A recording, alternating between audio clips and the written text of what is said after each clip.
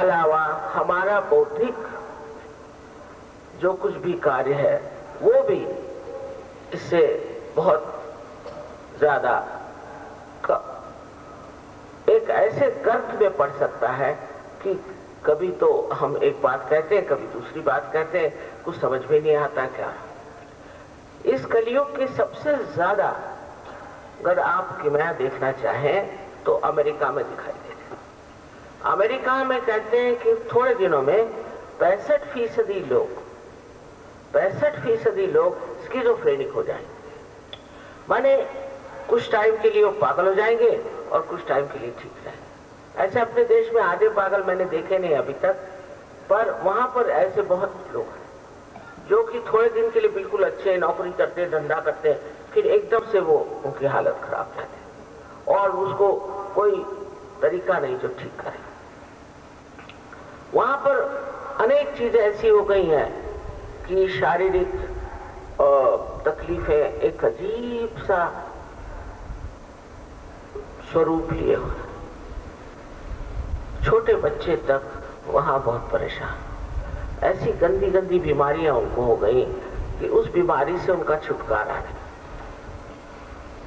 इसके अलावा वहां पर बहुत से लोगों को ये जो झूठे लोग थे उन्होंने लूट लिया और लूट कर पैसे बना करके बैठे हो।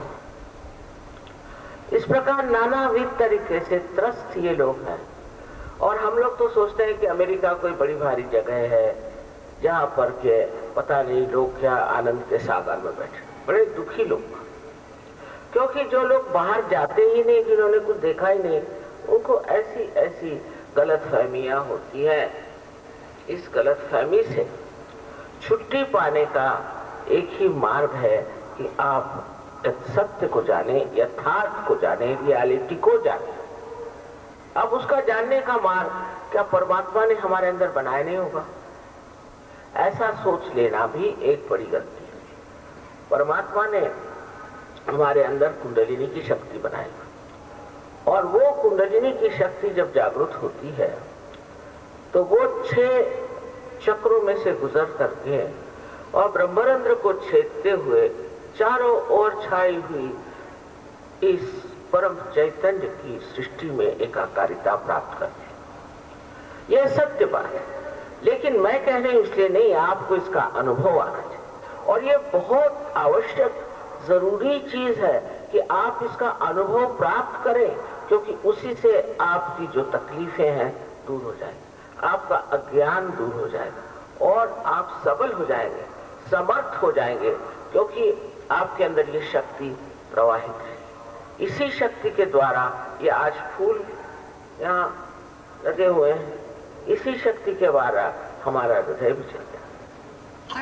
ये अगर हमारे अंदर शक्ति है और इसकी अगर जागृति हो सकती है तो उसे क्यों न किया जाए, उसे क्यों न प्राप्त किया जाए। एक महाराष्ट्र में बहुत बड़े आप जानते हैं ज्ञानेश्वर हो गए। ज्ञानेश्वर जी ने 6ठे अध्याय में बताया हुआ है कि कुंडलिनी जो है वही ये कार्य करती है। वो जितना काव्य में बता सकते थे उन्होंने बता दिया। उस पर भी पता नहीं हो सकता है कि विस्तार पूर्वक बताया हो, पर क्योंकि उस वक्त के धर्म मार्तंड इस मामले में जानते नहीं थे तो उन्होंने कहा कि ये जो 6ठा अध्याय है ये निषिद्ध है, इसको मत जानो। आजकल दूसरे तरह के धर्म मार्तंड निकले हुए जो आधे अधूरे डॉक्टर हैं, आधे अधूरे अपने को इंटेलेक्चुअल्स कहते हैं, आधे अधूरे बुद्धिजीवी हैं। ये लोग कहना शुरू कर दिए कि ये कोई चीज नहीं। ये कहने से क्या फायदा हो, ये बोलने से क्या फायदा हो, इससे किसको लाभ होने वाला है? बेकार के एक चीज बना करके लोगों को दिशा भूल करना और उनको जो पाना है वो नहीं पाने देना, ये हमारे महाराष्ट्र में बड़ा भारी जिसको कहें शाप है, कर्ज। ऐसे जो आधे अधूरे बुद्धिजीवी लोग हैं इन्होंने तो अपने महाराष्ट्र का सत्यानाश करके रखा है हर जगह। जब मैं कोई अखबार पढ़ती तो मुझे आश्चर्य लगता है कि किसी भी झूठी बात को सर पे उठा करके ये लोग क्यों इतना दौड़ते हैं। और इसे क्यों मानते? इससे किसका लाभ होगा? कौन से समाज का लाभ होने वाला है? इससे कोई सुख आनंद कुछ नहीं मिला। अखबारों में पढ़ पढ़ के मुझे बड़ा आश्चर्य होता है, ये अखबार है इस राजनीति के साथ है, ये अखबार है उस राजनीति के साथ है। अरे ये राजनीति में आजकल के कोई सत्यता है, कोई यथार्थता है, उसमें कोई अच्छाई है? सारे एकदम जैसे सड़े हुए गले हुए सब ये मंच बने हुए हैं। इनको अगर ठीक करना है तो पहले सब लोग आत्म साक्षात्कार को प्राप्त करें। अगर इसको प्राप्त नहीं होगा, जिसको प्राप्त नहीं होगा वो कभी भी कोई भी सही काम नहीं कर सकता, वो कभी भी किसी को सुख नहीं दे सकता। वो अपनी लालच में, वो अपने ही स्वार्थ में डूबा रहेगा और कितने ही लोग उससे पीड़ित हो जाएं सो उसे उसमें कोई हर्ज नहीं। और ये लालच सिर्फ पैसा की नहीं, सत्ता की है। पर इन लोगों को अगर आत्म साक्षात्कार हो जाए तो ये लोग भी समझ लेंगे कि हमने आज तक किस मृगजल के पीछे सारी अपनी चेष्टाएं की, क्यों हम ऐसे लोगों के पीछे भाग रहे थे और ऐसी सत्ता के पीछे भाग रहे थे जिससे न तो हमें सुख मिला न दूसरों को मिला। जैसे लालच एक बड़ी भरी चीज है, ऐसी अजीब सी बीमारी है कि उनके पास सब होगा, मोटरें होंगी, गाड़ियां होंगी, सब कुछ होगा, पर तो भी दीवार भी उनके जो है उसमें भी नोट भरे रहने चाहिए। न तो वो दीवारों को अपने साथ ले जा सकते हैं, न मोटरों को ले जा सकते। पर कहने से किसी से ये लोभ, ये मोह छूटने नहीं वाला। एक ही तरीका है कि उनके सामने प्रकाश आत्मा का आ जाए। जिस दिन आत्मा का प्रकाश आ जाता है तो आदमी एकदम देखता है, बाप रे मैं क्या कर रहा था, मैं कहाँ जा रहा था, मैं कौन से नर्क के गर्त में ये दीवारों में पैसे भर रहा था, ये मैं क्या कर रहा था।